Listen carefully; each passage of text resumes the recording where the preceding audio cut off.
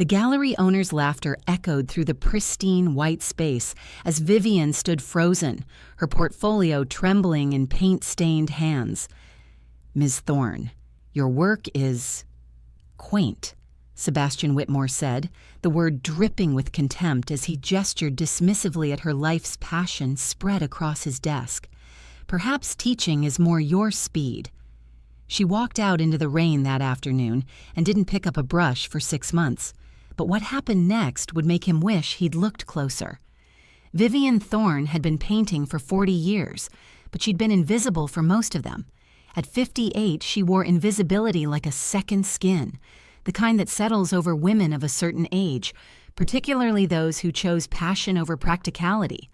Her days followed a predictable rhythm: mornings at Bennett's frame shop, where she handled other people's art with careful reverence, and evenings in her converted garage studio, where her own work gathered dust alongside years of rejection letters. The studio was her sanctuary and her prison. Paint-splattered drop cloths covered the concrete floor. Canvases in various states of completion leaned against every available surface. The air smelled perpetually of turpentine and linseed oil, a scent that had seeped into her clothes, her hair, her very essence.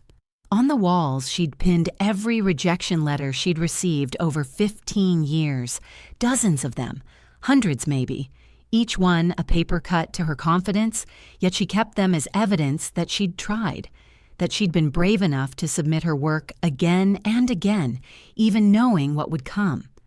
Her late grandmother's silver bracelet sat in a small dish on her paint-stained work table, catching the light from the single window. Vivian used to wear it while painting, believing it brought her luck or courage or some intangible blessing, but she'd stopped wearing it years ago.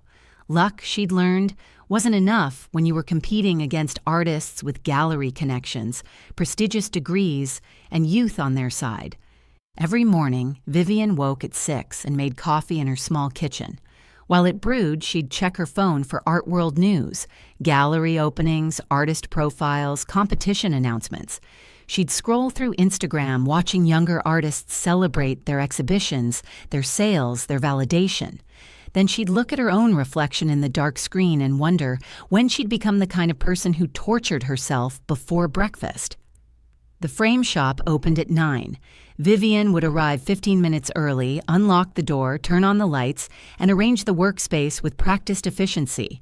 Her co-worker, Donna Price, usually arrived at 8:59, carrying coffee for both of them and stories about her grandchildren. Donna was 62, a former nurse who'd spent 35 years caring for others before retiring into what she called a job with no life or death decisions. She thought the art world was, in her words, pretentious garbage populated by people who wouldn't recognize real talent if it bit them.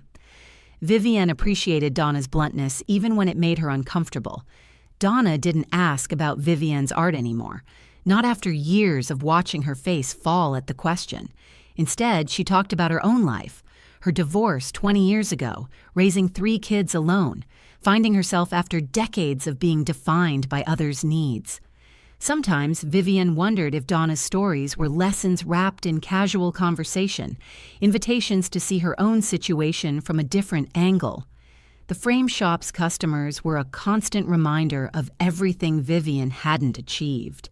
They brought in signed prints from prestigious galleries, original works by artists whose names appeared in magazines, pieces that sold for more than she made in a year. She handled each one with professional care, measuring and cutting mats with precision, selecting frames that enhanced without overwhelming. She was excellent at her job. That was part of the problem. She was so good at supporting other people's art that her own had become an afterthought. But Vivian had one friend who refused to let her disappear entirely. Rosa Martinez was 60 years old, a sculptor whose powerful clay figures depicted strength and struggle in equal measure. Rosa worked at the community center 3 days a week, teaching art to kids who couldn't afford private lessons. The rest of her time she spent in her own studio, a converted warehouse space she shared with 2 other artists. Rosa's work had been rejected almost as many times as Vivian's, but for different reasons.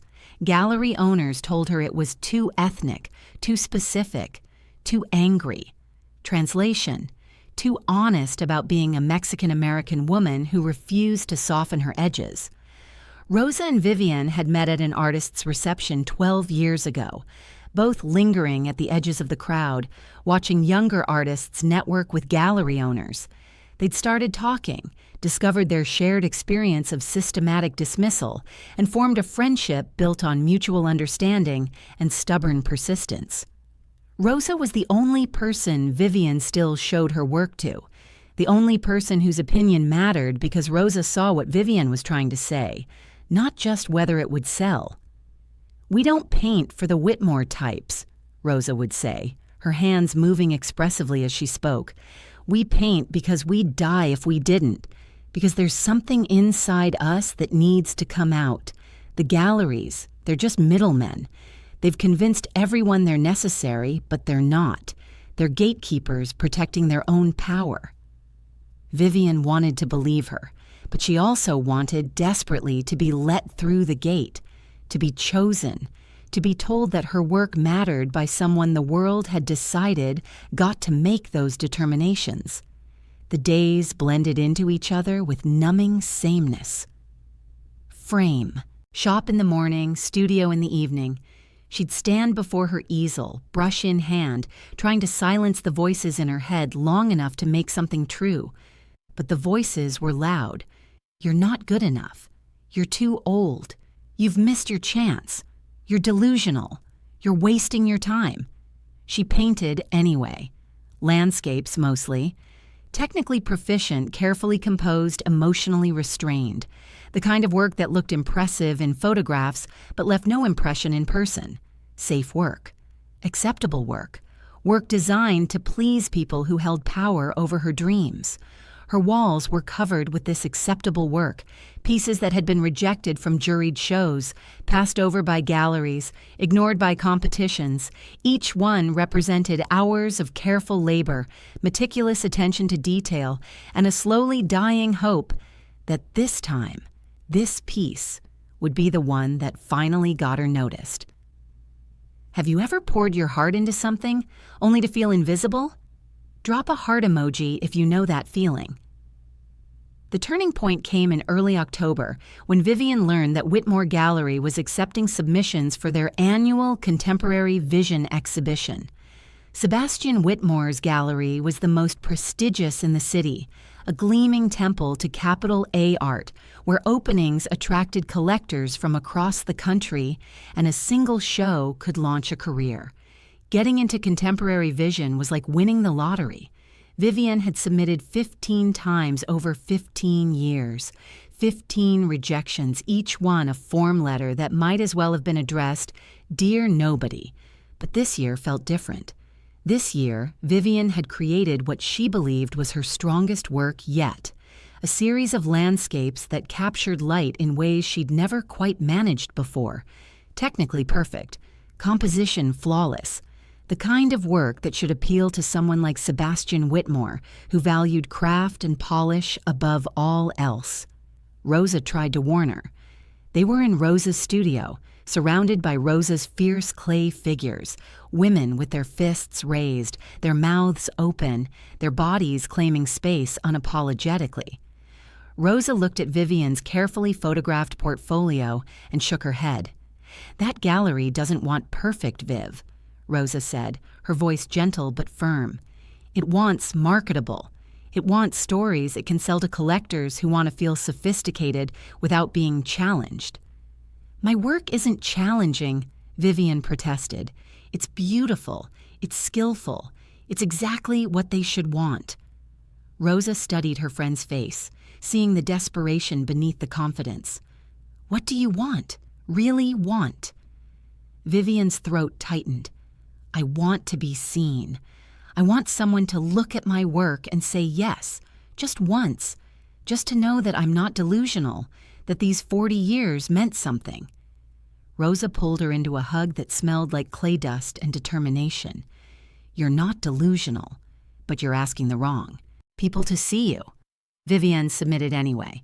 She hand-delivered her portfolio on a Tuesday morning when the autumn light hit the gallery's windows just right, making the white walls glow like heaven's waiting room. She handed the portfolio to the receptionist with hands that trembled slightly and walked back to her car with her heart hammering against her ribs. Then came the waiting. 3 weeks of checking her email every hour, of jumping when her phone buzzed, of imagining the call that would change everything. She couldn't eat, couldn't sleep properly. Donna noticed her distraction at the frame shop, the way she'd drift off mid-conversation, the way her hands shook slightly when handling expensive pieces. "You submitted somewhere," Donna said one afternoon. "It wasn't a question." Vivian nodded, not trusting her voice. "And you're killing yourself waiting to hear back." Another nod. Donna set down the mat she was cutting and looked at Vivian directly. "What happens if they say no?" The question landed like a punch. Vivian had spent 3 weeks imagining yes, building elaborate fantasies about the exhibition, the sales, the validation. She hadn't let herself consider no, couldn't consider it. This had to be her moment. "They won't say no," she said, hearing the brittleness in her own voice. "This work is good. It's really good." Donna's expression was sympathetic and sad. "Honey, I hope you're right. I really do."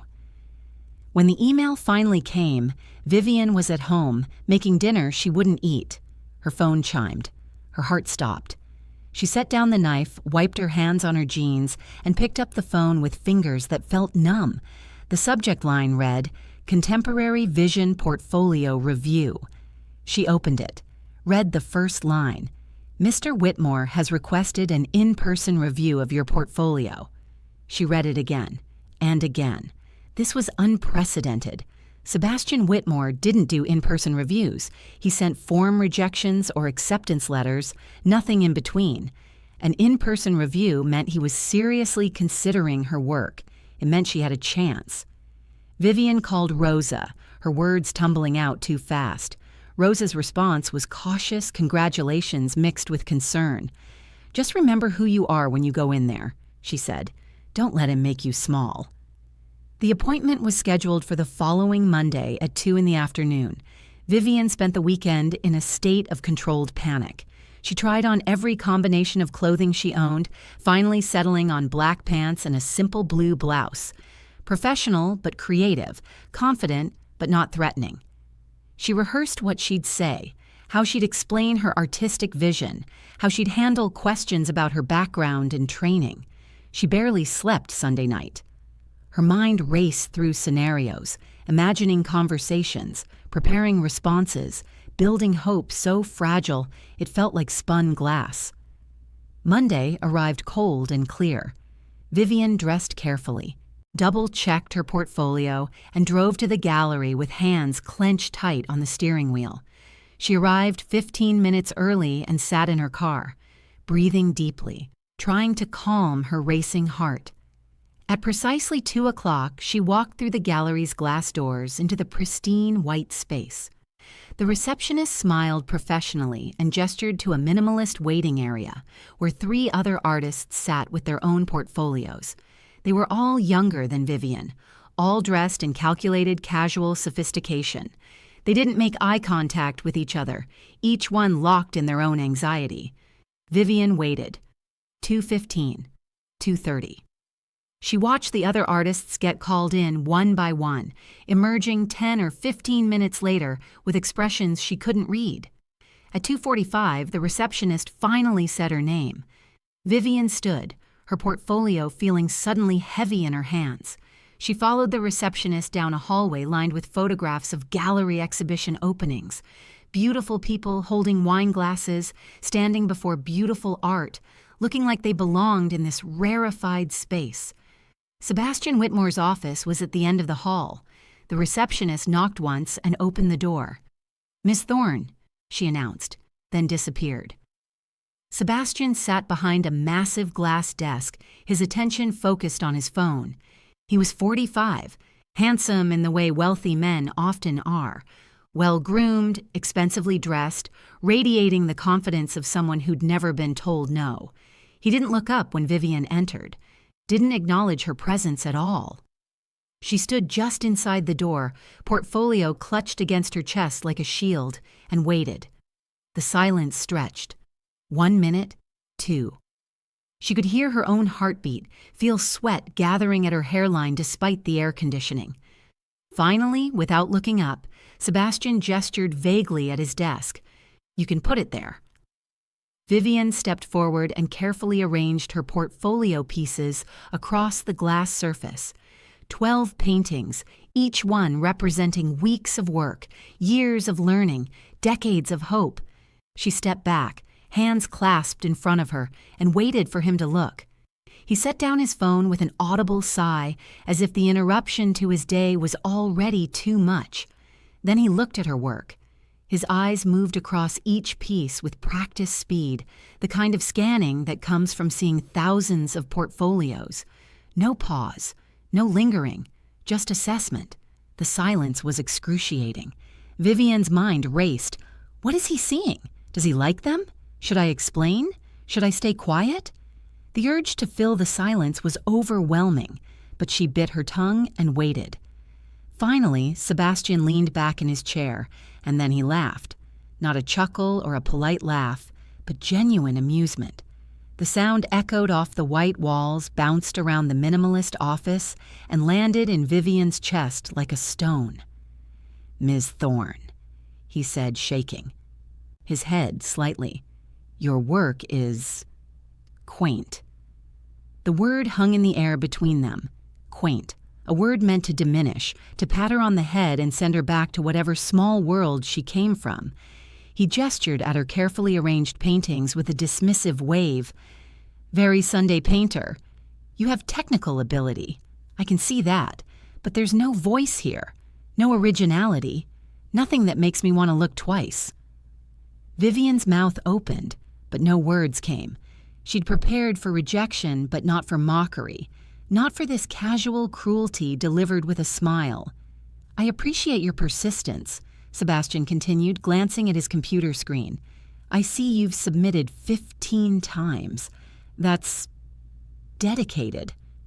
But perhaps teaching is more your speed, or you could consider hotel art. There's always a market for pleasant landscapes." Something inside Vivian cracked. A small, quiet break that she'd spend months trying to understand. She wanted to defend her work, to explain what she'd been trying to achieve, to make him see what he was missing. But the words wouldn't form. Her throat had closed. Her eyes burned with tears. She refused to let fall. Sebastian checked his watch, a clear dismissal.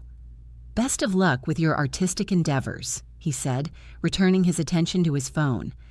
Vivian gathered her portfolio with hands that trembled so badly she nearly dropped it. She fumbled with the edges, trying to stack the paintings properly, aware that Sebastian was waiting for her to leave so he could move on to the next hopeful artist. Finally, she got everything together and walked to the door on legs that felt disconnected from her body. As she stepped into the hallway, she heard Sebastian's voice behind her. "Send in the next one." She didn't remember walking through the gallery, didn't remember nodding to the receptionist or pushing through the glass doors into the October afternoon. She just suddenly found herself standing in the parking lot, her portfolio clutched against her chest, rain beginning to fall in cold drops against her face. She walked to her car, sat behind the wheel, and couldn't turn the key. Her hands were shaking too badly. Her breath came in short, sharp gasps that might have been the beginning of panic or the end of hope. Chapter 2. Quaint. The word replayed in her mind on an endless loop as she finally drove home through the rain. Quaint. Sunday painter. No voice. No originality. She heard Sebastian's laughter echoing in her skull, saw his dismissive gesture, felt the weight of his casual cruelty settling into her bones.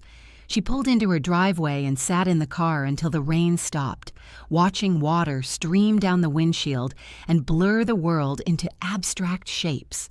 When she finally went inside, she carried her portfolio straight to the garage studio and set it in the corner. She didn't open it. Couldn't look at the work that had just been dismissed as quaint, as pleasant enough for hotel lobbies, but nothing more.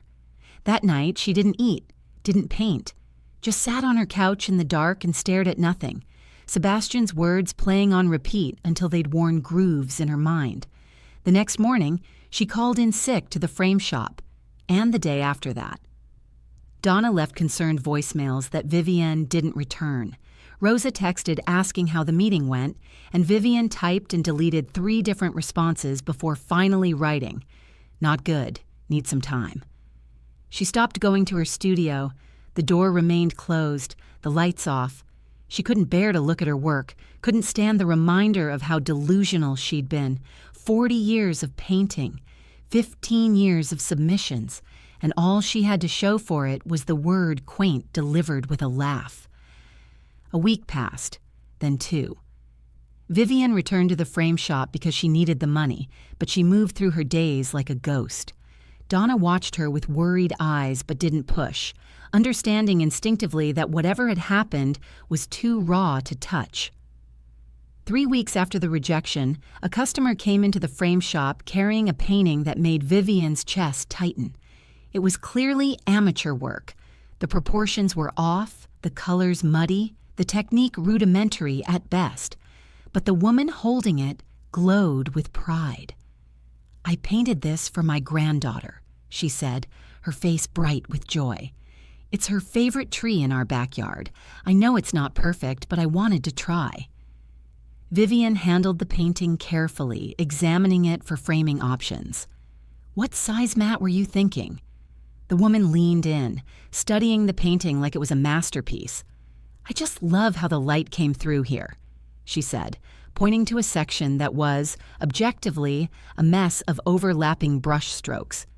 "It took me 3 tries to get it right, but I think you can feel the warmth, you know?" Vivienne did know. She could see exactly what the woman had been trying to capture, could feel the love that had gone into every imperfect brushstroke. This woman hadn't asked anyone's permission to create, hadn't submitted her work for approval or waited for a gallery owner to validate her vision. She'd simply made something because it mattered to her, because it expressed something she wanted to say. After the woman left, Vivienne stood in the frame shop holding that amateur painting and felt something shift. Not a dramatic revelation, just a small crack in the numbness that had settled over her. That woman's joy hadn't been contingent on technical perfection or critical acclaim. She'd created something, and that act itself had been enough. That night, for the first time in 3 months, Vivienne walked to her studio. She didn't turn on the lights, couldn't face the brightness, the clarity, the judgment it would bring. She just stood in the doorway, breathing in the familiar smell of paint and turpentine, letting her eyes adjust to the darkness. Moonlight fell through the single window in pale stripes across the floor. It caught the edges of covered canvases, created shadows that were softer than the harsh truth of daylight. In the darkness, Vivienne could almost believe that her work wasn't quaint, that she had a voice worth hearing, that 40 years of passion hadn't been wasted. She took 1 step into the studio, then another. Her hands ached with the need to create, but fear paralyzed her. What if she made something and it was terrible? What if Sebastian had been right? What if she opened herself up to that vulnerability again and discovered that she truly was delusional? But standing in the dark studio, Vivienne realized something. She'd already survived the worst. She'd heard the laughter, felt the dismissal, walked out into the rain believing she was nothing. And she was still here. Broken, maybe. Hollowed out. But still here. She closed the studio door behind her and stood in the moonlit space, letting herself just be. Not performing for gallery owners or creating for critics or painting for anyone's approval, just existing in this space she'd carved out for herself, surrounded by the tools of her trade and the evidence of her persistence. December arrived with early darkness and biting cold. Vivienne went to work, came home, avoided her studio. She was functional, but empty, going through motions without feeling them. Rosa stopped by several times, never pushing, just sitting with her in comfortable silence that Vivienne both appreciated and resented. She wanted to be alone with her failure, wanted to fully feel the death of a dream she'd carried for so long. On New Year's Eve, Rosa called. "Come to my studio tonight, just us. Wine and no expectations." Vivian almost said no, but something in her couldn't stand the thought of being alone when the year turned, couldn't bear to sit in her dark house and watch the clock mark another year of invisibility.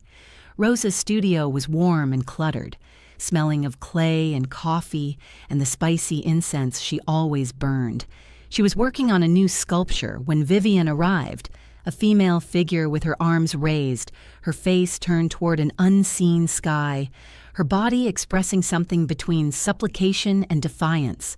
They drank wine from mismatched mugs and talked about nothing important at first. Rosa's grandnieces visiting for the holidays, Donna's youngest son getting engaged, the community center's spring exhibition plans, safe topics that didn't require vulnerability. But as midnight approached and the wine loosened the careful control Vivian had been maintaining, Rosa set down her mug and asked the question directly. "Are you done? With art?" The question broke something open. Vivian felt her face crumple, felt tears she'd been holding back for months finally spill over. They came in great body-shaking sobs that she couldn't control, couldn't stop, didn't want to stop. Rosa moved beside her on the worn couch and just held her while she cried out. 3 months of humiliation and grief and loss. When the sobs finally subsided into hiccups and shaky breaths, Vivian wiped her face with the back of her hand and tried to explain. "I don't know who I am if I'm not an artist," she said, her voice raw. "But I don't know if I'm good enough to be one." And Sebastian, he confirmed what I've always feared, that I've been delusional, that I've wasted 40 years believing I had something to say when really I'm just quaint. The word tasted like poison in her mouth.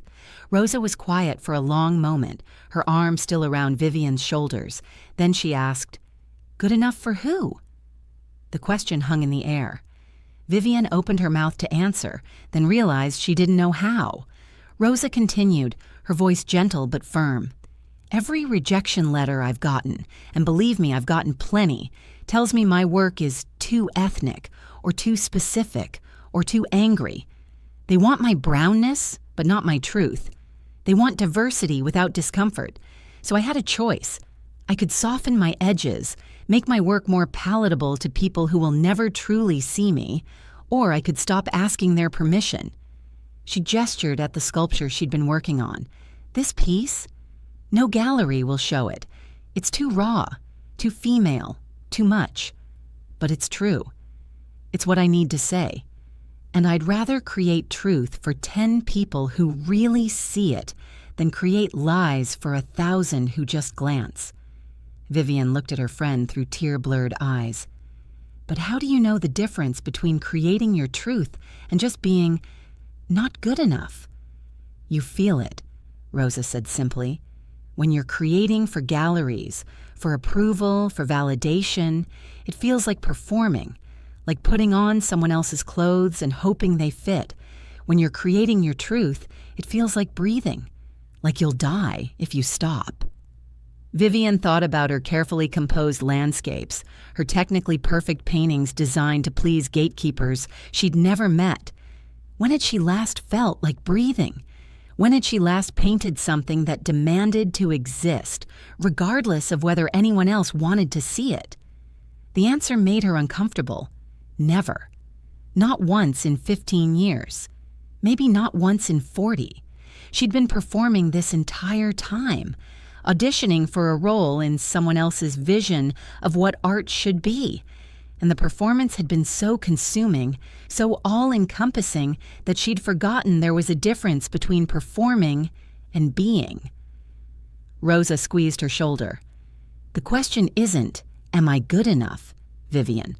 The question is, am I telling my truth? And only you can answer that." Vivian went home that night with Rosa's words echoing in her mind. She lay in bed staring at the ceiling, unable to sleep, her thoughts racing. What was her truth? What would she paint if she wasn't trying to please anyone? If she wasn't imagining Sebastian Whitmore's judgment, or Helena Beaumont's critical eye, or the nameless gatekeepers who held power over her dreams. At 3 a.m, she gave up on sleep. She got out of bed, pulled on an old sweater, and walked to her studio. This time, she didn't hesitate at the door. She walked straight in, still without turning on the lights, guided only by moonlight and muscle memory. Her hands found a blank canvas by feel, positioned it on the easel in the center of the room. She reached for paint, not with a palette or brushes, but directly from the tubes, squeezed colors onto the canvas without planning, without composition, without thought. And then she began to paint with her hands. It was instinct, pure and unfiltered.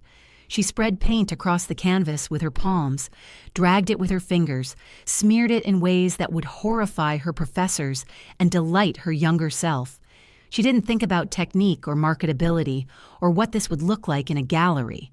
She just felt the anger of being dismissed, the grief of wasted years, the rage at having silenced herself for so long, the hope that maybe it wasn't too late to find her voice.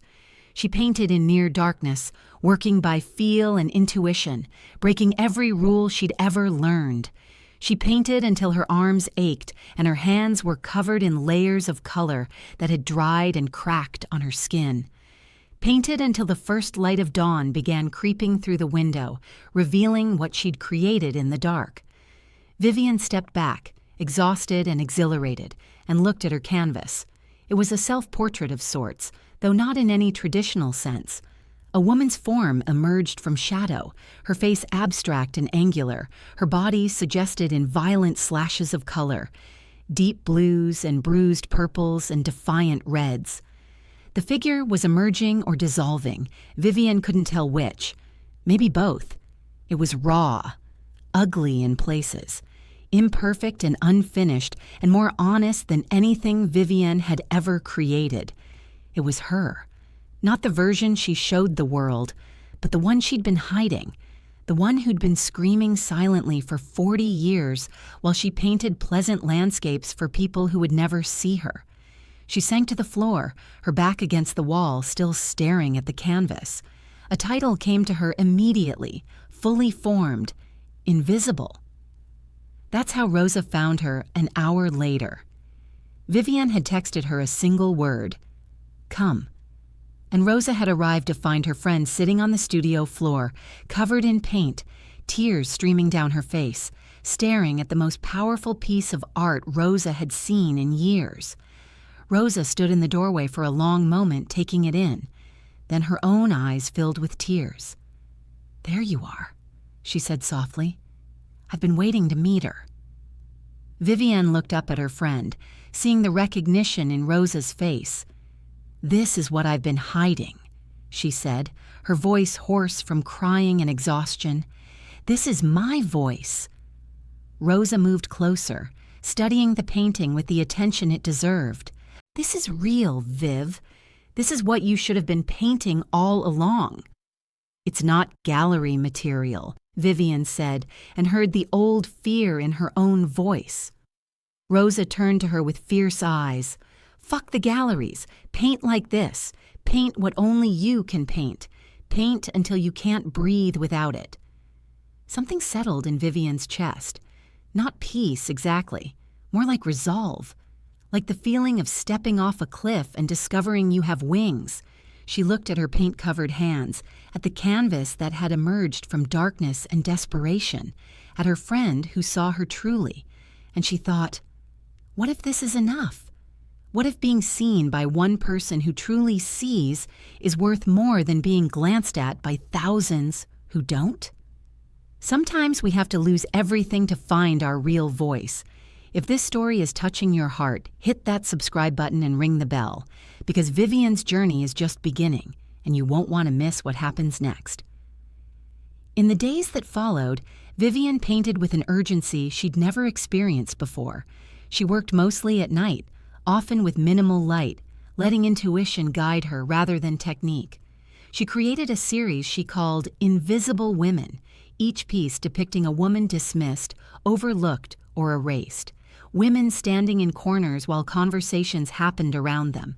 women whose words disappeared before reaching ears, women fading into backgrounds they were expected to blend into. She used her hands as much as brushes, applied paint with palette knives and rags, and anything that would leave the mark she wanted. She broke every rule she'd been taught about proper technique, about archival quality, about commercial viability. She painted for survival, not for submission. For the first time in years, creation felt like breathing, essential, unstoppable. She'd wake at 2 in the morning with an idea burning in her chest and paint until dawn, arriving at the frame shop exhausted but alive in a way she hadn't been in decades. Donna noticed the change.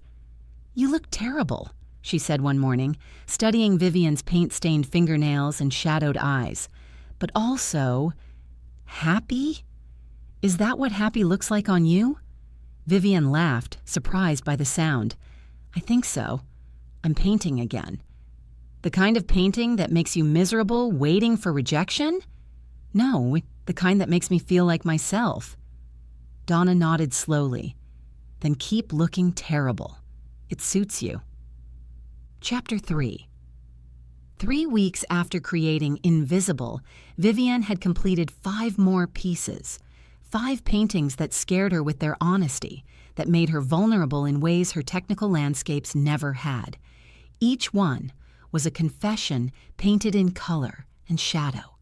Each one broke rules she'd spent years learning. Rosa came by regularly now, drawn to this new work the way people are drawn to fire, for warmth, for light, for the dangerous thrill of seeing something raw and real. She studied each piece with the careful attention of someone who understood that art could be prayer or protest or both. "This one," Rosa said one evening, standing before a painting Vivian had titled Inheritance. It showed 3 generations of women, their features abstracted but their postures unmistakable. The grandmother bent under invisible weight, the mother straightening slightly, the daughter standing tall but looking back. "This is going in the community center exhibition next month." Vivian's first instinct was to refuse. The painting was too personal, too raw. But she caught herself. That was the old thinking. The voice that said her truth wasn't ready for public consumption, that it needed to be softened and packaged and made acceptable first. "Okay," she said, and the word felt like jumping off a cliff. The community center exhibition was nothing like Whitmore Gallery. It was held in a multi-purpose room that smelled like floor wax and coffee, with folding tables displaying pottery and jewelry alongside paintings. The crowd was neighbors and students and families, not collectors or critics. But when Vivian saw Inheritance hanging on the wall, surrounded by other artists' honest work, she felt something she'd never felt at juried shows or gallery receptions: belonging. A woman in her 60s stood before the painting for a long time, her hand pressed to her mouth. When she finally turned away, her eyes were wet. She approached Vivian, who'd been hiding near the refreshments table. "Did you paint that?" the woman asked, gesturing to Inheritance. Vivian nodded, bracing for criticism or questions she couldn't answer. "I felt it," the woman said simply. "My mother carried everything. Worked 3 jobs, raised 4 kids alone. I swore I'd do better for my daughters, and I did mostly. But the weight doesn't disappear, does it? It just shifts." They talked for 20 minutes, this stranger and Vivian, about mothers and daughters and the invisible inheritances women carry. When the woman asked the price, Vivian almost said it wasn't for sale. She'd never imagined anyone wanting her new work, but Rosa had priced it at $400, reasonable for the size and materials. The woman wrote a check without hesitation. "This belongs in my daughter's house," she said. "She needs to see this." After she left, Vivian stood alone holding the check, staring at her name written in someone else's careful handwriting. It wasn't a huge sum, wouldn't change her financial situation, but it represented something that mattered more than money. Her truth had reached someone, had made a stranger feel less alone. Rosa found her standing there, tears on her face. "First sale in 2 years," Rosa said, squeezing her shoulder. And it was the real work, the honest work. Word spread in the small, interconnected world of local artists. Vivian Thorne was painting again, and it was different, raw, powerful, the kind of work that made you uncomfortable in the best way. Artists Rosa knew started asking to visit Vivian's studio to see the new pieces, to understand what had shifted. One of those artists was Maya Patel, a 24-year-old art student who'd seen Inheritance at the community center and felt like she'd been electrocuted. Maya was in her final year at the prestigious Riverside Art Institute, where professors praised her technical skill while subtly suggesting she tone down the South Asian elements in her work. Make it more universal, they said, which Maya understood meant more white. She found Vivian's contact through Rosa and sent a tentative email asking if she could visit the studio. Vivian almost said no, the old fear of judgment surfacing. But something in Maya's message resonated. The young woman wrote about feeling caught between honoring her heritage and meeting institutional expectations, about wondering if authentic work could ever be professionally successful. Vivian remembered being 24, standing at that same crossroads. She'd chosen the safe path then, the one that led to 40 years of invisibility. Maybe she could help Maya choose differently. Maya arrived on a Saturday afternoon, her energy filling Vivian's small studio like light. She was beautiful in the unself-conscious way of the very young, with long, dark hair and paint-stained fingers that marked her as a real artist, not just a student playing at creativity. But it was her response to Vivian's work that made the visit matter. Maya moved slowly through the studio, studying each piece of the Invisible Women series with an intensity that made Vivian nervous. She didn't speak for 15 minutes, just looked, really looked. Finally, she turned to Vivian with eyes that shone. "This is what they won't teach us in school," she said. "How to paint truth instead of technique. How to make work that matters instead of work that sells." They talked for 3 hours. Maya told her about her professors, well-meaning but limited by their own training and biases, about assignments that required her to recreate European masters' techniques without questioning whose stories those techniques were designed to tell, about the pressure to be diverse enough to check boxes, but not so different that she made anyone uncomfortable. "They want my brownness as decoration," Maya said, echoing Rosa's words from months before. "But not my perspective, not my anger or my joy or my complexity, just the aesthetically pleasing parts." Vivian recognized the trap because she'd spent years caught in it. Not racial gatekeeping, but gender and age gatekeeping that worked the same way, asking her to be authentic enough to seem interesting, but not so authentic that she challenged the comfortable narratives galleries wanted to sell. "So what are you going to do?" Vivian asked, Maya's jaw set with determination. "I'm going to paint what I need to paint, and if they fail me or dismiss me or tell me I'll never have a career, at least I'll have been honest." Vivian saw herself in this young woman, or rather saw who she could have been if she'd had the courage at 24 that she'd only found at 58. Maya's bravery was both inspiring and heartbreaking. "It won't be easy," Vivian said. "The gatekeepers protect their power by making you doubt yourself, by making you think that if you were just good enough, professional enough, acceptable enough, they'd let you in. But the game is rigged. The gate only opens for people who don't threaten the status quo." "So how do you survive?" Maya asked. "If the traditional path doesn't want people like us, how do we keep creating?" Vivian thought about the question. 6 months ago, she wouldn't have had an answer, but standing in her studio surrounded by work that was finally, truly hers, she understood something fundamental. You find your people. You build your own community. You create because you have to, not because someone gave you permission.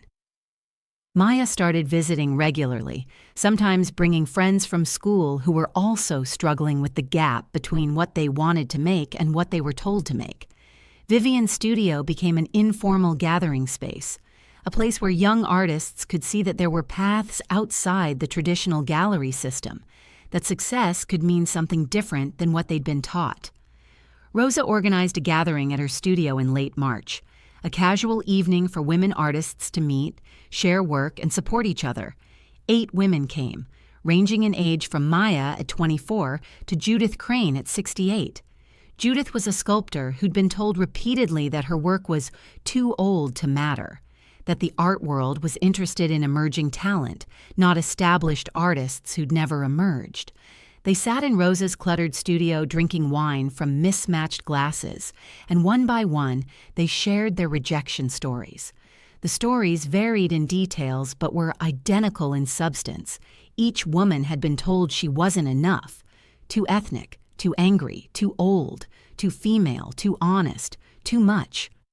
Simone Washington, a black painter whose work explored systemic racism through portraiture, described a gallery owner telling her that her pieces were too political and too angry.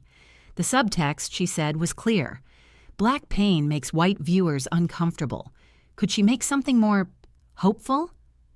Keiko Tanaka, who'd emigrated from Japan 20 years ago, talked about being told her English wasn't good enough to explain her work, as if art required the artist to perform verbal fluency in a language that wasn't native to them, as if the work couldn't speak for itself. A younger artist named Nicole described being dismissed from a prestigious exhibition because her work about domestic violence was too dark for their family-friendly space, as if violence stopped being real because acknowledging it made people uncomfortable. Each story landed like a hammer blow of recognition. This wasn't about individual failures or lack of talent. This was systematic. The gatekeepers weren't protecting quality. They were protecting their comfort, their worldview, their power to decide what stories mattered. Vivian listened to these women and felt something shift in her understanding. Sebastian Whitmore hadn't rejected her art. He'd rejected her authenticity. Because authentic art is dangerous to people invested in maintaining the status quo. It asks questions that have uncomfortable answers. It shows truths that polite society wants to ignore. When it was Vivian's turn to speak, she told them about standing in Whitmore Gallery, trembling with hope, and hearing the word quaint delivered with laughter, about the 6 months of darkness that followed, about painting in the moonlight and discovering that her voice had been there all along, just silenced by her desperate need for approval. I spent 15 years making work I thought galleries wanted, she said, and it was invisible. Nobody saw it because I wasn't in it. I was hiding behind technique and composition and this desperate performance of being good enough. She looked around the circle of women, seeing her own story reflected in their faces. The gatekeepers didn't reject us because we're not good enough. They rejected us because we're too much, because our truth threatens their comfort. And that's not failure. That's proof we're doing something right. The room was silent for a moment. Then Rosa raised her glass. To being too much, she said. To being too much, they echoed, and the words felt like a benediction and a battle cry. Vivian left Rosa's studio that night with a fire in her chest she hadn't felt since she was young. She'd found her people, not the prestigious galleries or respected critics or wealthy collectors who held traditional power, but the women who created despite rejection, who told truth despite consequences, who chose authenticity over acceptance. She returned to her studio with absolute clarity about what she needed to create next. Her most ambitious piece yet, a large-scale triptych that would take weeks to complete. She sketched it out in charcoal first, working through the composition until it felt right. The left panel, artists waiting outside a pristine white gallery, their faces hopeful, their bodies showing the weight of waiting for permission. The center panel, inside the gallery, empty white walls, a single man sitting in judgment, his face obscured but his power unmistakable. The right panel, artists creating together in a raw, beautiful space, their work surrounding them, their faces showing the freedom of creating without asking permission. She titled it The Gatekeepers. Before she'd even started painting, It was a manifesto, a declaration, a middle finger to every system that had tried to silence her. She worked on it obsessively, adding layers of paint and meaning, making it more explicit than anything she'd created before. This wasn't subtle, wasn't open to interpretation. It was a clear indictment of the art world's elitism, and she knew it would be dismissed or criticized by exactly the people it depicted. She didn't care, or rather, she cared about different things now. Not about whether Sebastian Whitmore would approve, but whether the women in Rosa's circle would see themselves in it, whether Maya would feel less alone, whether some future artist standing in a gallery being told they were quaint would see this and understand that the problem wasn't them. She was so absorbed in the work that she didn't hear her phone ring the first 3 times. When she finally noticed it, she saw Helena Beaumont's name on the screen. Helena, her former art school professor, her mentor 20 years ago, someone she hadn't spoken to in 5 years. Vivian's stomach clenched. Helena was respected, successful, well-connected in the local art world. She'd been the one who'd encouraged Vivian to keep submitting to galleries, to not give up, to believe that persistence would eventually pay off. What would Helena think of this new work, of Vivian's rejection of everything she'd been taught? She let the call go to voicemail, then immediately regretted it. Helena called again, and this time, Vivian answered. Vivian. Helena's cultured voice came through the phone. I've been hearing interesting things about your recent work. I'd love to come by your studio, see what you've been creating. The old student-teacher dynamic activated immediately. Vivian heard herself saying yes before she could think better of it, agreeing to a visit the following afternoon. After she hung up, she looked at the gatekeeper's triptych and felt a surge of panic.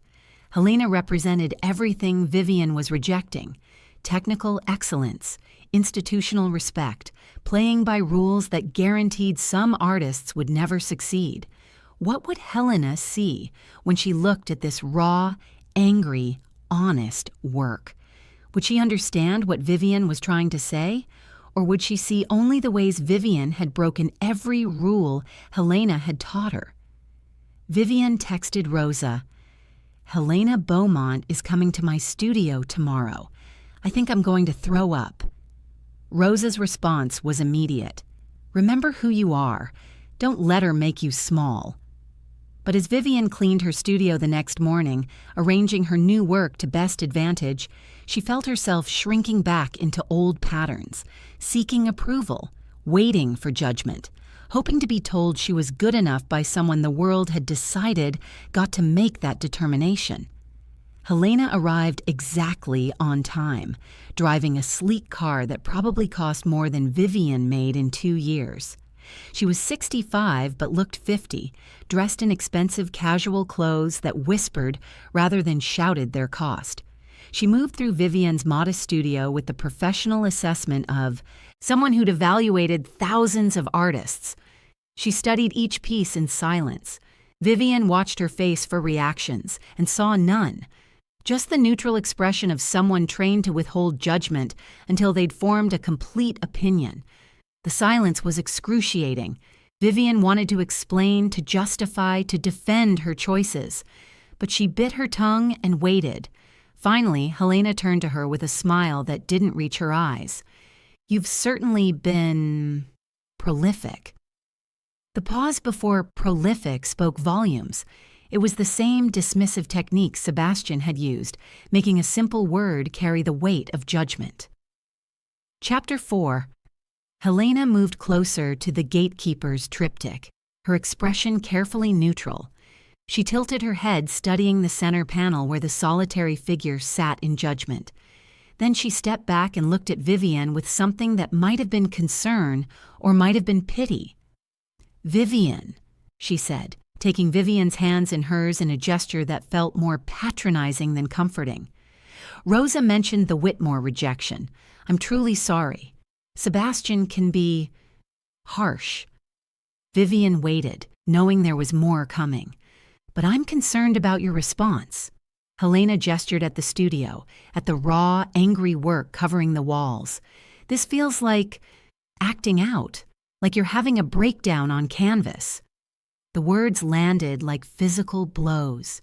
Acting out. Breakdown. As if Vivian's honesty was pathology, as if finally finding her voice was evidence of instability. You had real technical skill, Helena continued, her voice gentle in the way therapists use with unstable patients. These landscapes you showed me years ago, they were lovely, accomplished. This work... She paused, choosing her words carefully.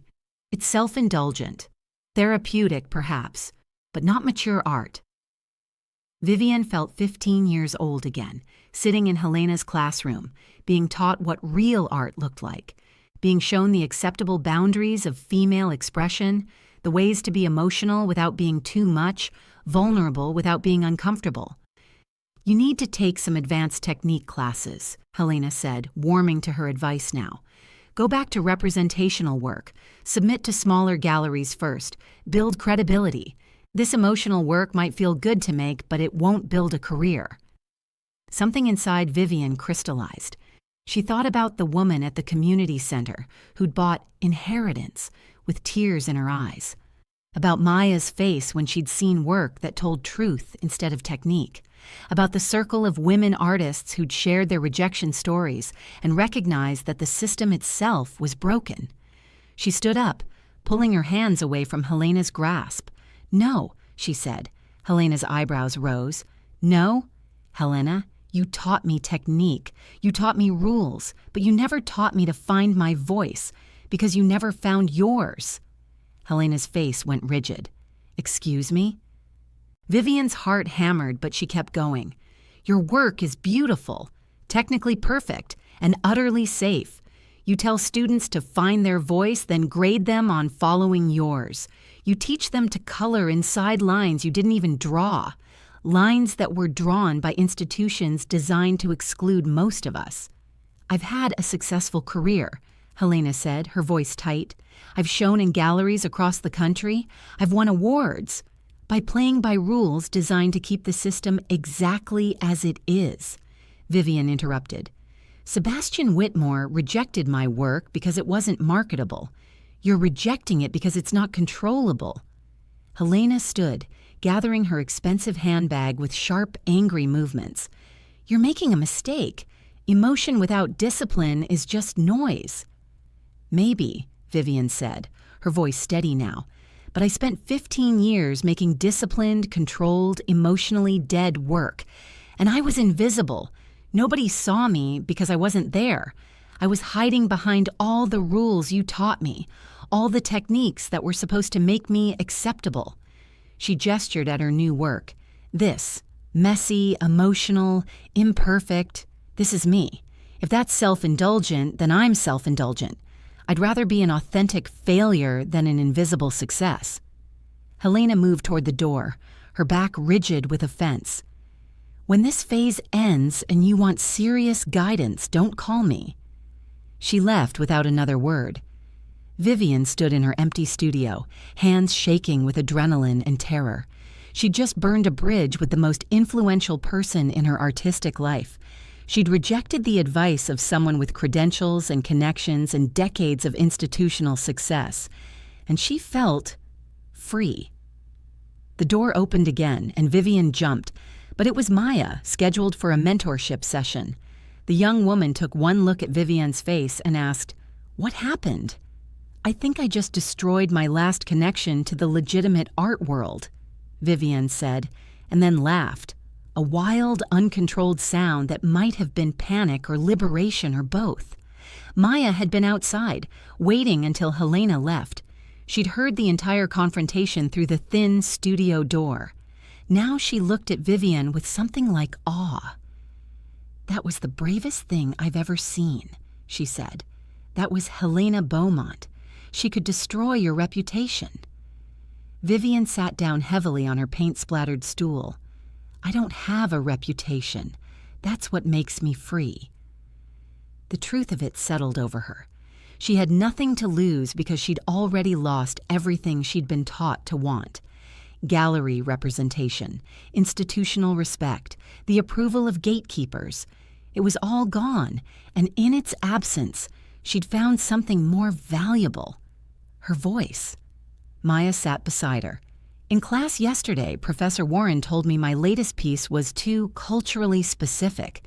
He said successful art speaks to universal human experiences, not particular identities. She paused, her jaw tight, as if my specific experience isn't human, as if universal just means white. "What did you say?" Vivian asked. "Nothing. I'm graduating in 6 weeks.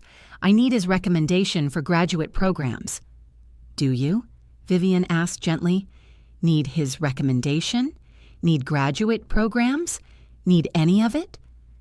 Maya was quiet for a long moment. "I don't know what else there is." "There's this," Vivian gestured around her studio, "creating what you need to create, finding people who see you, building something outside the system that wasn't designed for us anyway. But how do you survive? Pay rent? Not starve?" Vivian laughed. "I work at a frame shop. I live modestly. And I paint truth. It's not glamorous. It's not what I imagined when I was your age. But it's real." After Maya left, Vivian sat alone in her studio for a long time. She thought about the portfolio she'd carried to Whitmore Gallery 7 months ago. The one she'd shoved in the corner and hadn't touched since, couldn't bear to look at. That portfolio represented 15 years of work designed to please people who would never be pleased, to meet standards that shifted whenever she got close. She retrieved it from the corner, dust coating its black surface, opened it slowly like opening a wound. Inside were 12 paintings, technically accomplished, carefully composed, emotionally sterile. Landscapes that could hang in any hotel lobby or corporate office without disturbing anyone or saying anything. This was who she'd been trying to be: safe, acceptable, invisible. She carried the portfolio outside to the metal barrel where she burned canvas scraps and old drop cloths, pulled out each painting one by one and fed them to the flames. Watched 15 years of performance art, because that's what it had been, a performance of who she thought she needed to be, turn to ash and smoke. As the last piece caught fire, she said aloud to no one, "I'm done asking permission."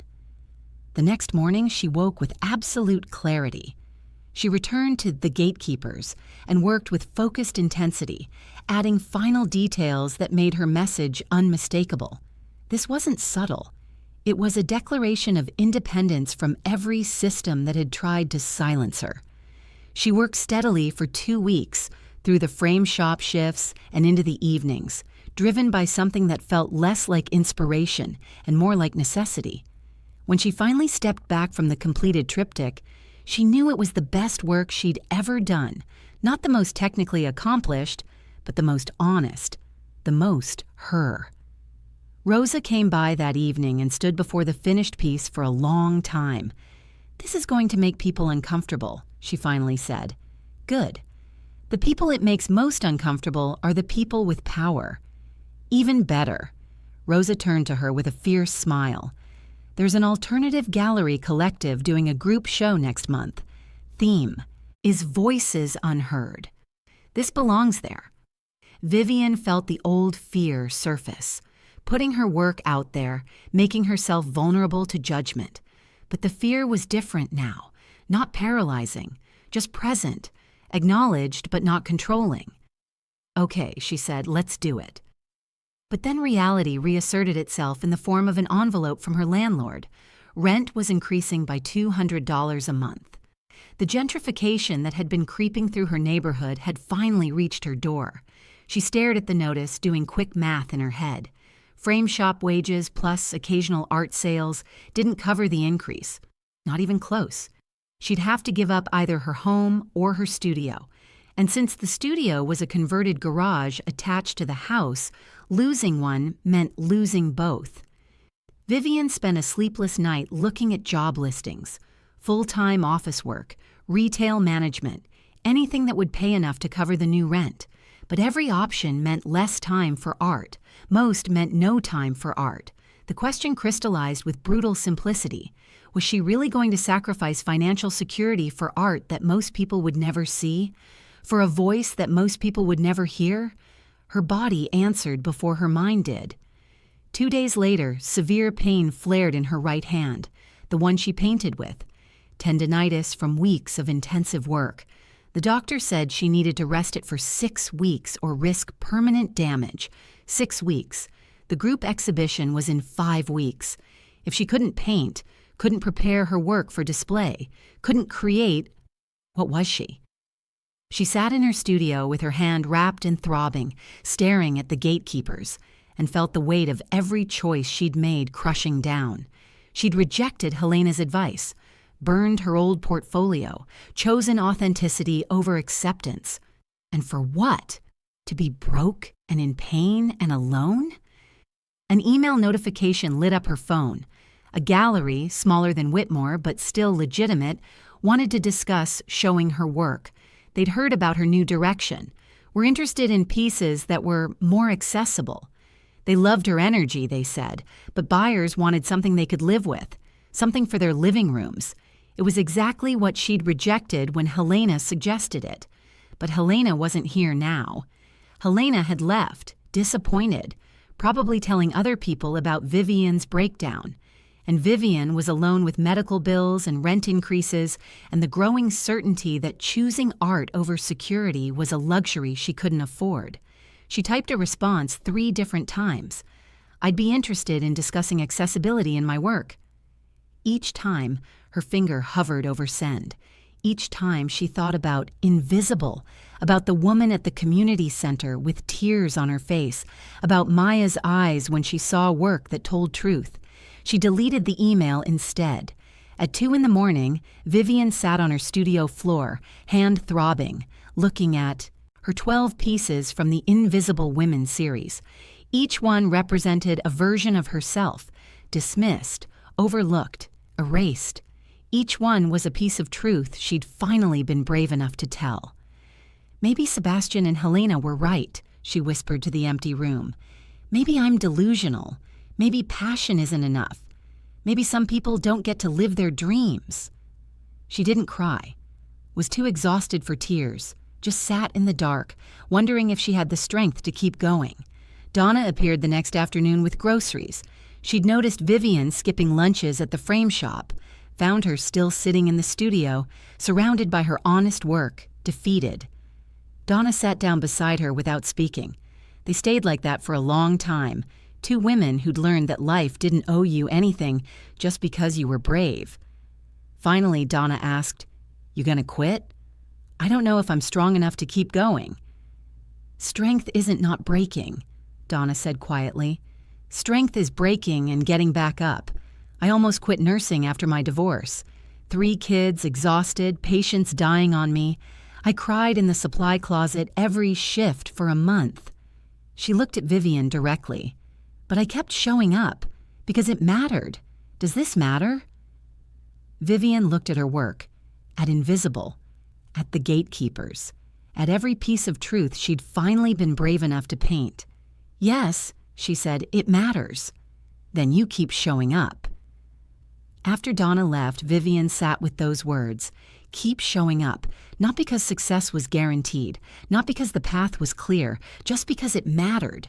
She deleted the gallery email permanently. Didn't know how she'd pay next month's rent, didn't know when she'd be able to paint again, but she knew, with absolute certainty, that she couldn't go back to being invisible, even if staying visible meant staying broke and struggling. The next morning, an envelope arrived in the mail, a card from Maya with a handwritten note. "You changed how I see art. Thank you for your courage." Inside was $200 and another note. "Save this from my work-study job for art supplies, or rent, or whatever you need." It wasn't enough to solve her problems, but it was enough to remind her that her authenticity was reaching people, that her truth mattered to someone besides herself.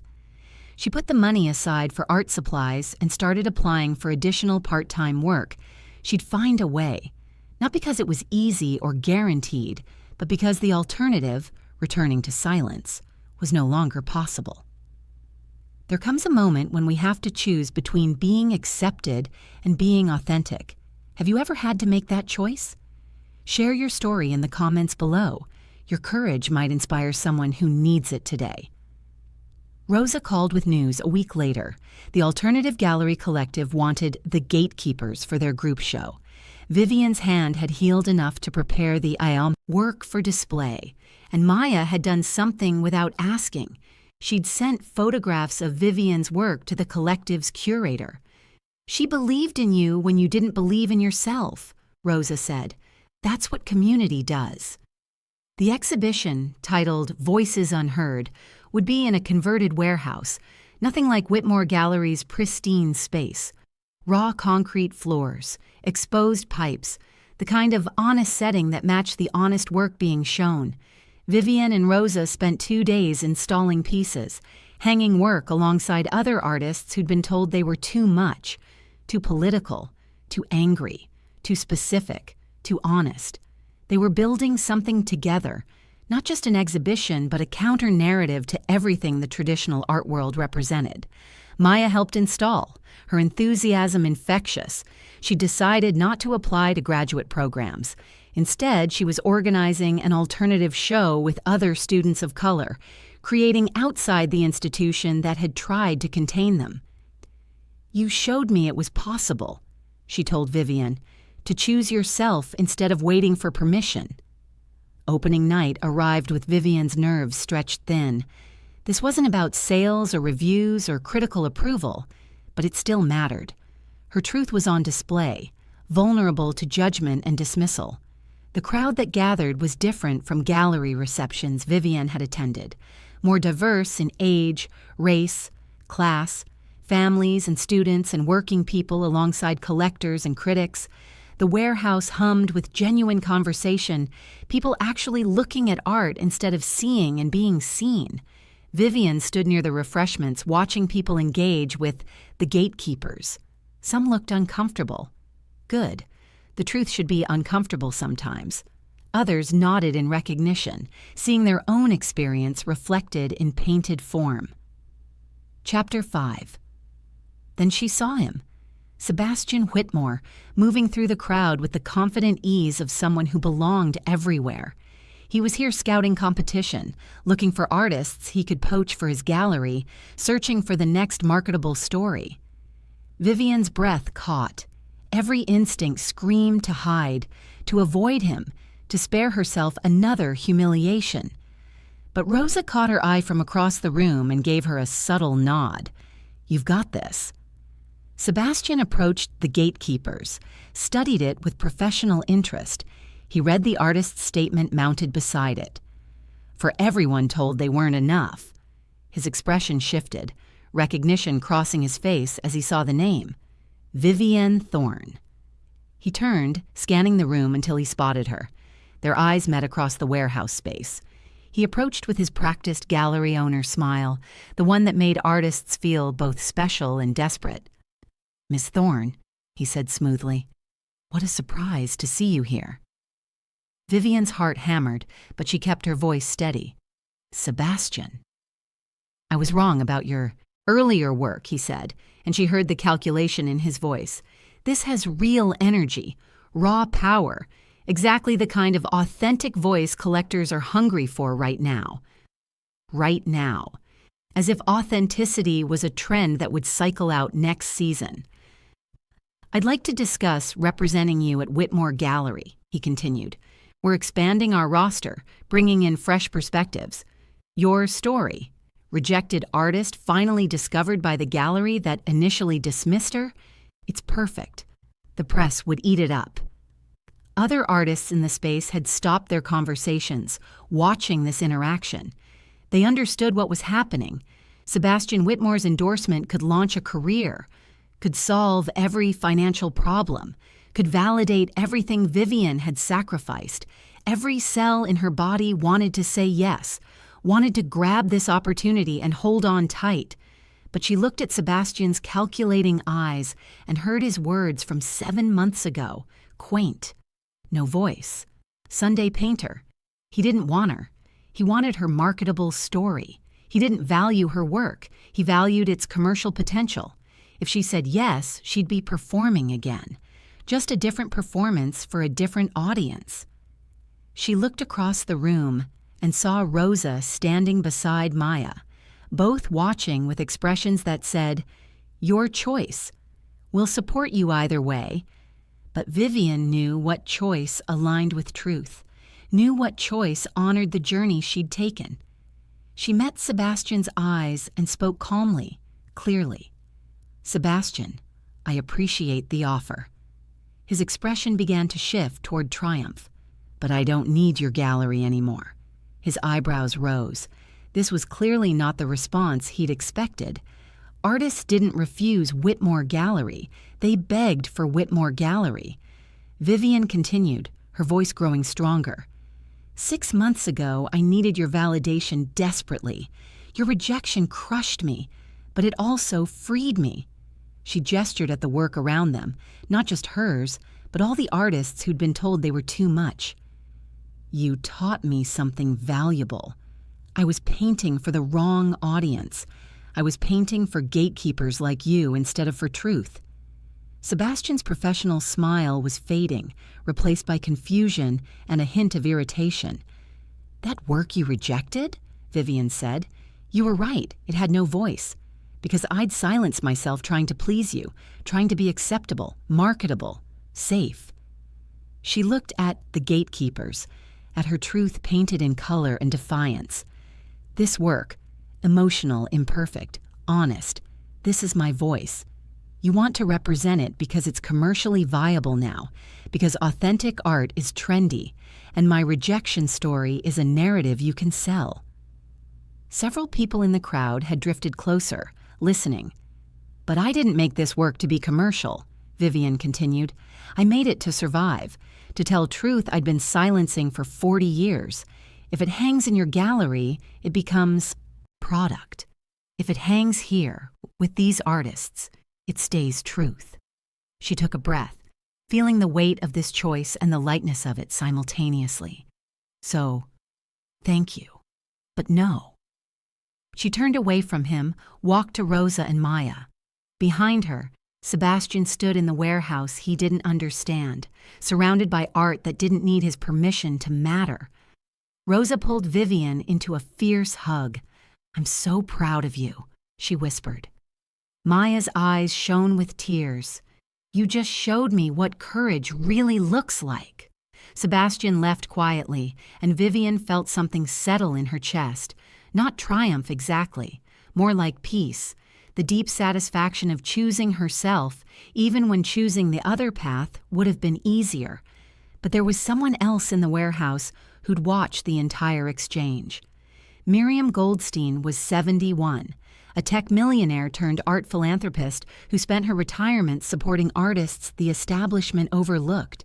She'd made her fortune by trusting her instincts, and her instincts were now screaming that she'd just witnessed something extraordinary. She approached Vivian slowly, respectfully. Up close, her face showed lines earned through decades of decisions, some right and some wrong, but all made with intention. "That was remarkable," Miriam said. "The work and your courage." They talked for an hour, standing in the warehouse surrounded by art that told uncomfortable truths. Miriam had created a private museum dedicated to voices the establishment tried to silence: women artists, artists of color, queer artists, working-class artists, anyone the traditional art world had dismissed as too much. When Miriam stood before the gatekeepers, tears streamed down her face. "This is what art is supposed to do," she said. "Make us feel truth we've been avoiding, make us uncomfortable enough to change." She looked at the entire Invisible Women series, at each piece of honesty Vivian had painted. "I'm creating a permanent collection of work that challenges the narratives we're sold about who gets to make art, whose stories matter. Your work belongs there." Before leaving, she asked, "May I purchase the entire series?" Vivian's mind went blank. "All 12 pieces?" "I want them for the museum. Name your price." Vivian had never named a price before, had always let galleries or collectors decide what her work was worth. But this time, she thought about the hours invested, the truth excavated, the courage required. She named a figure that would cover 3 months of rent, her medical bills, and enough supplies to keep creating for a year. Miriam didn't hesitate. Done. They'll have a permanent home where people who need to see them can find them. After Miriam left, Vivian stood in the warehouse feeling like the ground had shifted beneath her feet. The sale solved her immediate financial crisis. But more importantly, it validated what she'd begun to understand. Authentic work finds its audience. Maybe not the audience the gatekeepers approve, but the audience that matters. Other artists from the exhibition approached her throughout the evening, inspired by her refusal of Sebastian's offer. A sculptor who'd been trying to make her work more accessible decided to go back to her original vision. A painter who'd been softening his political commentary decided to get louder instead. Vivian realized she'd become something she'd never imagined. Not a famous artist or a gallery darling, but a symbol. Proof that you could choose authenticity and survive. Proof that the traditional path wasn't the only path. The local arts magazine review appeared online the next morning. The reviewer focused on the gatekeepers and Vivian's artist statement, but also on her rejection of Whitmore's offer. Thorne's work is a raw indictment of art world elitism, they wrote. Her refusal of representation at last night's opening was itself performance art, living her values. The review went viral in the local art community. Comments flooded in from artists sharing their own rejection stories, their own experiences with gatekeepers who'd tried to silence or shape or contain them. Vivian's courage had given permission for others to share their truth. Helena Beaumont sent a brief email. "You were braver than I ever was. I'm sorry I didn't see it." It wasn't full reconciliation, wasn't everything Vivian might have wanted, but it was acknowledgement. Helena had spent 40 years succeeding within a system, and maybe that success had come at the cost of her own authentic voice. Vivian felt compassion rather than anger. Helena had done the best she could within her limitations. A film student from the local university contacted Vivian about making a documentary on alternative art economies, artists creating outside the gallery system. Vivian agreed with one condition: include the entire circle. Rosa, Maya, Judith, Simone, Keiko, all the women who'd supported each other when the establishment dismissed them. This wasn't just her story. It was their collective resistance. 6 months after the exhibition, Vivian still worked part-time at the frame shop, but it was a choice now, not desperation.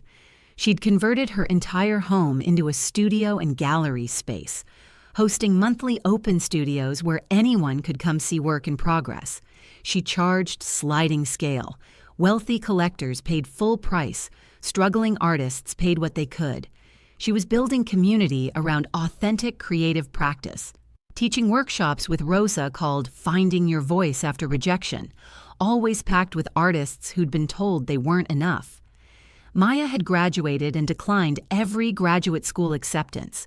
Instead, she was leading a student collective challenging the art school's curriculum, demanding space for voices the institution had historically excluded. She told Vivian, "You showed me I could choose myself." Rosa's work had become bolder, more explicitly political. She credited Vivian's journey for inspiring her own evolution. They co-taught, co-created, built something together that felt more valuable than any individual success. Donna had started taking photography classes. At 63, she was discovering creativity she'd buried under decades of practical responsibility. Her photographs were unflinching portraits of working-class life, powerful and honest. "You made me think maybe my story matters too," she told Vivian. The Alternative Gallery Collective grew, more artists, more exhibitions, creating a parallel art ecosystem that valued authenticity over marketability. They started a mentorship program pairing established artists with emerging ones, not hierarchical, but reciprocal. based on mutual support rather than gatekeeping. Miriam's museum opened with Vivian's work as the centerpiece of the inaugural exhibition.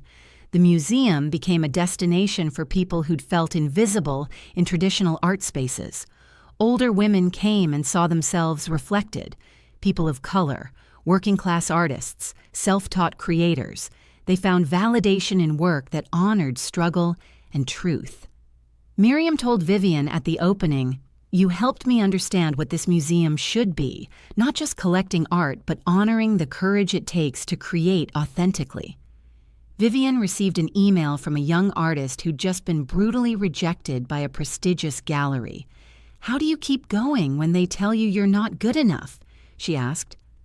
Vivian remembered sitting in her car outside Whitmore Gallery, shaking, remembered 6 months of not painting, remembered the moonlit night she created invisible. She wrote back, "You keep going by changing the question. Not am I good enough for them, but am I true to myself? The gatekeepers don't determine your worth. Your authenticity does. Create the work only you can create. Your people will find you." 1 year after the exhibition, Vivian stood in her studio, now officially called Thorne and Comer Collective Space, preparing for monthly open studio night. She wore her grandmother's silver bracelet again, reclaimed from the drawer where she'd hidden it. It reminded her that creativity was inheritance, passed through generations of women who created despite being told no. The studio walls were covered with work from various artists. Tonight's gathering would bring together people from 20 to 80, different races and backgrounds and stories, united by hunger for authentic, creative connection. Donna arrived early with her photographs, nervous about showing them publicly for the first time. "They're probably not good enough," she said, then caught herself. "Wait, good enough for who?" Vivian smiled. "Exactly." They hung Donna's photographs, powerful images of the people she'd nursed for 35 years, of her own weathered hands, of her grandchildren inheriting her strength. Donna's first. Exhibition at 63. Proof that it's never too late. People arrived steadily. Artists and neighbors and students and collectors. The age range spanned 6 decades, the conversations everywhere, about technique and meaning and struggle and triumph. No white walls, no pretension, just work and people and genuine connection. Maya brought friends from the student collective, announcing they were organizing an alternative graduation show outside university approval. "You started something," Maya told Vivian. "We're continuing it." Vivian felt time collapse. She was student and teacher, receiver and giver of courage. Late in the evening, a woman in her 40s approached hesitantly. "You don't know me. I saw your work at Miriam's museum, the piece called Invisible." Vivian remembered that painting, the first one she'd created in darkness, with her hands, when she'd finally stopped asking permission. "I'm a lawyer," the woman continued. "Haven't touched a paintbrush since college. My parents convinced me art wasn't practical, but seeing your work, reading your story..." She showed Vivian a photo on her phone, a tentative first painting, raw and honest. "I don't know if I'm any good, but I'm creating again. Thank you for showing me it matters." Vivian hugged this stranger who was also herself 20 years ago, 30 years ago, always. "It does matter," she whispered. "You matter." As the evening wound down, Rosa raised her glass. "To Vivian, who taught us that rejection is redirection, who showed us that gatekeepers only have power if we give it to them, and who proved that authentic voice always finds its people." Everyone raised glasses, cheered. Vivian felt overwhelming gratitude, not for success or validation or anything the traditional art world measured, but for community, for belonging to something real. After everyone left, Vivian sat alone in her studio, looking at the evidence of her transformed life. She thought about Sebastian's rejection 1 year ago. If he'd accepted her work then, she'd still be creating for approval, still silencing herself, still invisible even while being seen. His rejection had been the gift she couldn't recognize at the time. It forced her to ask, "Who am I creating for?" and the answer changed everything. She understood now that this journey was never about art world success. It was about self-worth, independent of external validation, about finding courage to be authentic even when costly, about building community with others doing the same, about recognizing that every no protects you from the wrong yes. She walked to Invisible, the painting that started everything, the self-portrait she'd created in darkness, with her hands when she'd stopped asking permission. She remembered the terror and liberation of that night. That woman in the painting, she was still here, still creating, still honest, still finding her way. But she wasn't invisible anymore. She was seen by herself, most importantly, and by a community who reflected her back to herself with love and recognition. Vivian remembered standing in Whitmore Gallery, portfolio trembling, Sebastian's laughter echoing. She wished she could tell that woman, "He's not rejecting your worth. He's rejecting his discomfort with your truth. The pain you feel today is cracking you open. What grows from this crack will be more real than anything you've made before. You're not failing. You're becoming." She turned off the studio lights, locked the door. Tomorrow she'd paint again, not because she had to, not to prove anything, not for galleries or critics or anyone's approval, just because she wanted to, because her voice mattered and her truth was worth telling. She walked home under stars, grandmother's bracelet catching moonlight, and smiled, free, authentic, finally visible, not to everyone but to the people who mattered. Some rejections are really redirections. Some endings are actually beginnings. Some losses are necessary to find yourself. The gatekeepers don't determine your value. Your authenticity does. Your courage does. Your commitment to truth does. And the people who truly see you, they're out there, creating their own authentic work, waiting to find you too.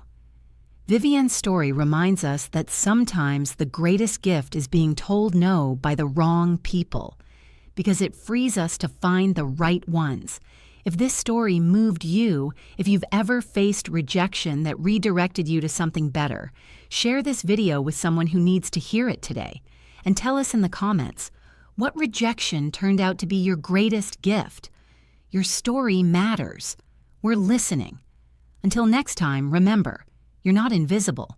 You're just waiting to be seen by the right eyes. Subscribe to Weathered Rose Stories for more journeys of courage, transformation, and finding your voice.